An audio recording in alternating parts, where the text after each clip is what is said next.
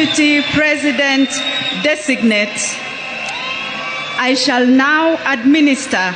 the oath of due execution of office for the Deputy President. Kindly repeat after me. I, Kithure Kindiki, do swear that I will always truly and diligently serve the people of Kenya and the Republic of Kenya in the office of the Deputy President of the Republic of Kenya, that I will diligently discharge my duties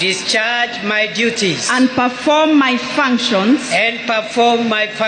in the said office to the best of my judgment, that I will at all times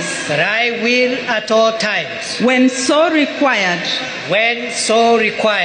faithfully and truly give my counsel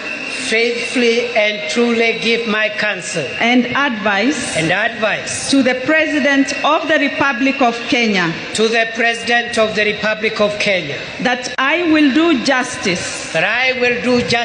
to all without fear, favor,